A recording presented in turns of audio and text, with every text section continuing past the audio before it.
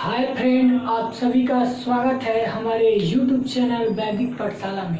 हम लोग आज पढ़ेंगे कि संक्षारण क्या होता है, संक्षारण किसे कहते हैं, विकृगंधिता किसे कहते हैं और तेलीय और वसायुक्त खाद्य पदार्थों को हम लोग नाइट्रोजन से क्यों उसको प्रभावित करते हैं, क्या वजह है कि उसको हम नाइट्रोजन से प्रभावित करते हैं या उपचारित करते हैं। ये 3 टॉपिक को देखेंगे। पिछले टॉपिक में हमने देखा था, आपके एक्सरसाइज का क्वेश्चन देखा था जो पेज नंबर 15 का था। उसके बाद हमने ये एक टॉपिक पढ़ा था कि लोहे की वस्तु को हम पेंट क्यों करते हैं, इस पे हमने जोर दिया था। तो इस टॉपिक में हम 3 चीज़ों को देखेंगे, इसके बाद ये हमारा चैप्टर क्लियर हो जाएगा। इससे अब चलते हैं इसको जानने।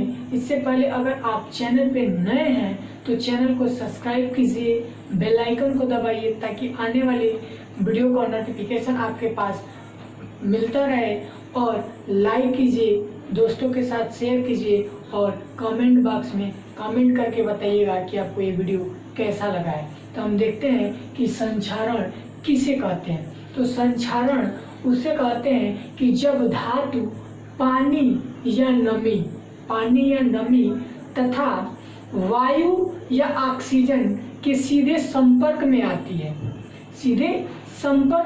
है, तो क्या होता है, तो धातुएं अवांछित रूप से, जो धातु होती है वो सीधे तौर पे क्या होती है कि ऑक्साइड के रूप में, आपका हाइड्रोक्साइड या कार्बोनेट के रूप में परिवर्तित होने लगती है।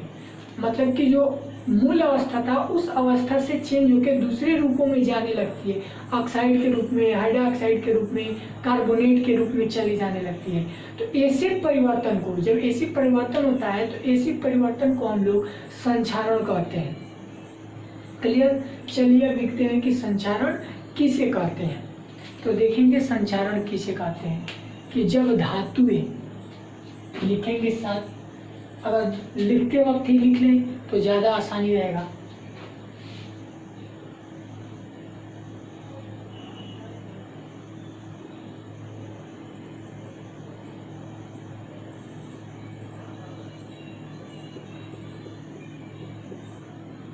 पानी या आपका ये नमी, ठीक है, नमी ये क्या होता है, तथा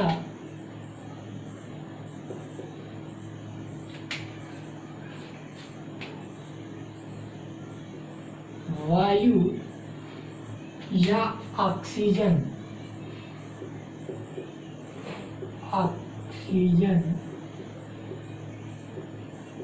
के सीधे संपर्क में आता है तो अवांछित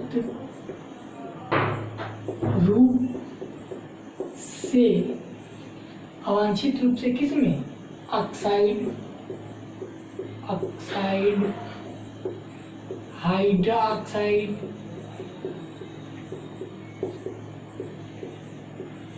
ठीक है, हाइड्रोक्साइड तथा कार्बोनेट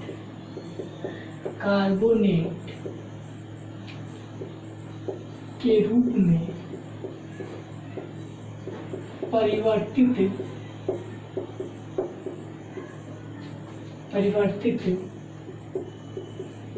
होने लगता है। ऐसे परिवर्तन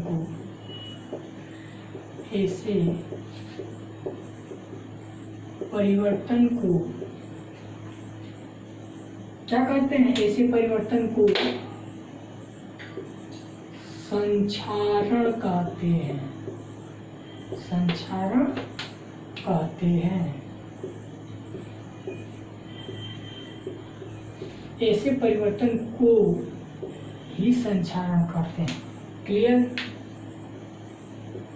ये आपका डिफिनीशन हो गया संक्षारण का, जिसमें कह रहे हैं कि जब धातुएं पानी या नमी तथा वायु या ऑक्सीजन के सीधे संपर्क में आती हैं तो धातुएं क्या होती है, अवांछित रूप से किसमें, ऑक्साइड के रूप में, हाइड्रोक्साइड के रूप में या कार्बोनेट के रूप में परिवर्तित हो जाती है, जिससे कि इनका जो गुण होता है ये मुख्य गुण से दूसरे गुण में चले जाते हैं। जो पहले का गुण होता है वो उस गुण से अलग हो जाते हैं और उनका जो प्रकार होता है और देखने का तरीका होता है वो सब भिन्न होता है। मतलब मूल अवस्था से एकदम अलग चले जाते हैं, फिर वो उस अवस्था से मूल अवस्था में नहीं आ सकते हैं। अभिक्रिया करके क्या करते हैं, ऑक्सीजन से या वायुमंडलीय पानी से या फिर किसी और से अभिक्रिया करके ये क्या करते हैं, ऑक्साइड को या हाइड्रोक्साइड को या कार्बोनेट के रूप में परिवर्तित हो जाते हैं। जैसे ferrous oxide, ferrous hydroxide, ferrous carbonate के रूप में परिवर्तित हो जाएंगे तो इनका रूप एक्सचेंज हो जाएगा।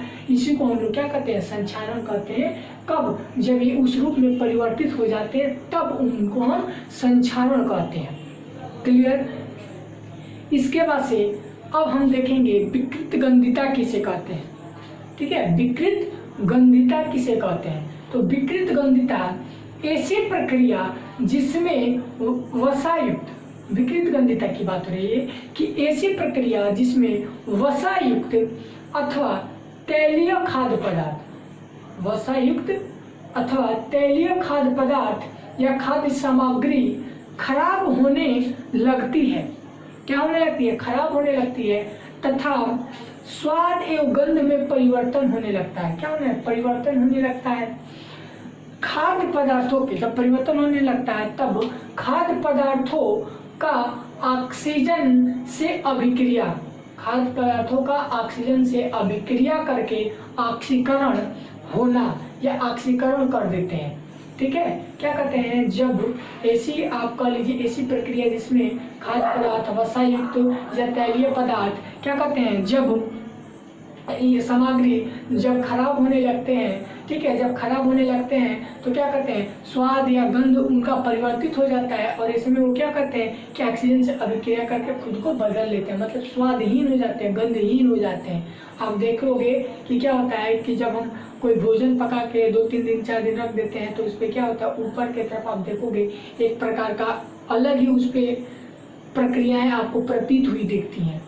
किसी भी खाद्य पदार्थ हो या तैलीय पदार्थ हो तो और अधिक कुछ ऐसा गंध देता है कि आप बर्दाश्त नहीं कर सकते, कुछ एक अलग तरीके का गंध देता है। या आपका वसायुक्त हो वो भी अलग ही गंध देता है कुछ 1-2 दिनों बाद। तो इसी को हम लोग क्या कहेंगे, विकृत गंधिता। तो इसके बाद हम लिखेंगे विकृत गंधिता। इसको मिटा करके अगर आप लिखना चाहें तो लिखिए, फिर मिटा के हम लिखते हैं।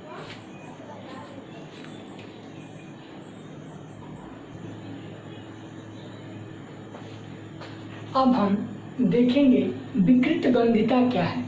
आपको बताया है कि विकृत गंधिता क्या होता है, तो इसके हिसाब से चलते हैं। क्या कह रहे हैं कि ऐसी प्रक्रिया जिसमें वसायुक्त अथवा तैलीय खाद्य सामग्री खराब होने लगती है तथा स्वाद व गंध में परिवर्तन होने लगता है।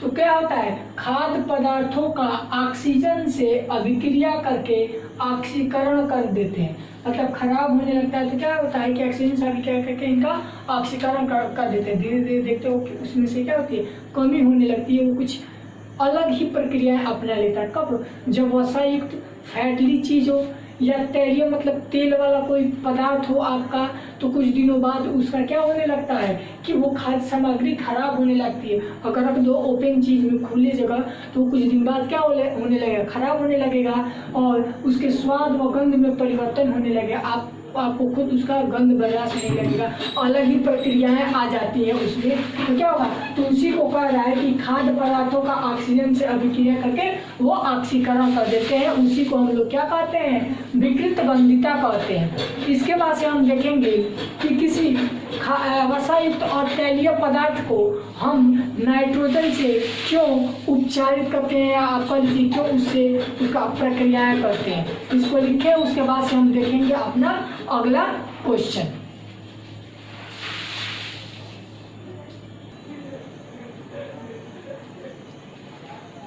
चलिए अब देखते हैं कि आपका तेल एवं वसायुक्त खाद्य पदार्थों को नाइट्रोजन से क्यों प्रभावित करते हैं, उनको क्यों नाइट्रोजन से प्रभावित करते हैं। तो अब उसको देखेंगे क्यों करते हैं। तो कह रहा है क्योंकि तेल व वसायुक्त खाद्य पदार्थ ऑक्सीजन के साथ मिलकर विकृत गंधिता उत्पन्न करते हैं। अभी आप विकृत गंधिता देखे हो कि क्या करते हैं, ऑक्सीजन के साथ मिलकर के विकृत गंधिता उत्पन्न करते हैं, जिससे स्वाद और गंध बदल जाता है।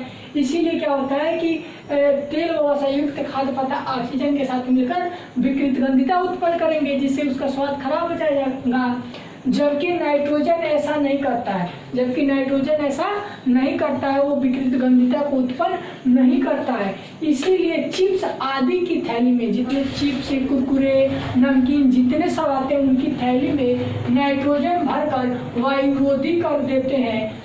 क्या कहते हैं, वायुरोधी कर देते हैं, ताकि थैली में कोई ऑक्सीजन न हो और खाद्य सामग्री का ऑक्सीकरण न हो।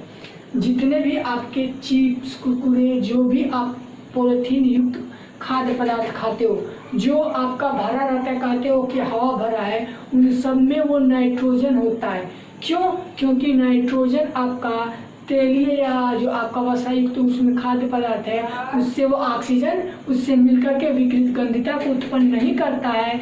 इसीलिए नाइट्रोजन से उसका क्या किया जाता है, प्रभावित किया जाता है। अगर वही ऑक्सीजन होता तो वो क्या करता, आपका विकृत गंधिता उत्पन्न करता, जिससे कि आप जब अपना जो पदार्थ खरीदते, खाद्य पदार्थ जब खाते तो उसका स्वाद और गंध अलग आता, आप खा नहीं पाते। इसीलिए क्या किया जाता है, नाइट्रोजन से उसको उपचारित किया जाता है, मतलब प्रभावित किया जाता है। क्लियर ये चीज है आपकी। क्योंकि तेल और वसायुक्त खाद्य पदार्थ क्या करता है, ऑक्सीजन के साथ मिलकर विकृत गंधिता उत्पन्न करता है। इसीलिए हम नाइट्रोजन से उसको प्रभावित करते हैं, ताकि विकृत गंधिता को उत्पन्न न कर सके और वो वायुरोधी हो सके। ये चीजें क्लियर, 3 टॉपिक आपको हमने क्लियर कर दिया, संक्षारण, विकृत गंधिता और आपका ये तेल वसायुक्त खाद्य पदार्थों को नाइट्रोजन से क्यों प्रभावित करते हैं। इस प्रकार ये चैप्टर क्लियर हो गया और जो इम्पोर्टेंट टॉपिक था वो भी हमने बता दिया है। और इस चैप्टर से कुछ नहीं बचा है, और बचा है तो आपका रिएक्शन बचा है, जो कि हर साल लगभग पूछता है। वो रिएक्शन होता है, क्या होता है और कैसे होता है, मतलब कि क्या होगा, मतलब कि अगर दो का हाइड्रोजन और ऑक्सीजन की अभिक्रिया कराई जाएगी तो क्या होगा, और वही चीज अगर हमको जल बनाना है तो कैसे बनेगा। तो इस प्रकार का है, उसको हम लोग एग्जाम के कुछ समय पहले पढ़ेंगे, ताकि वो हमको एकदम क्लियर हो जाए। जब तक आपका है तब तक आप अपने बुक का जितना संतुलित है रासायनिक समीकरण उसको करिए, आगे चलिए। इस वीडियो के लिए इतना ही, और आप कमेंट सेशन में नीचे जाइएगा, जो वीडियो देख रहे हैं उसको ऊपर नीचे करिएगा, कुछ वीडियो आएगा, उसके सबसे नीचे जब जाइएगा तो कमेंट सेशन आएगा, उसमें आप कमेंट जरूर कीजिएगा कि आपको वीडियो कैसा लगा, और बताइएगा कि इसके बाद हमको फिजिक्स लेके चलना चाहिए या बायोलॉजी लेके चलना चाहिए। इस वीडियो के लिए इतना ही। Thanks for watching.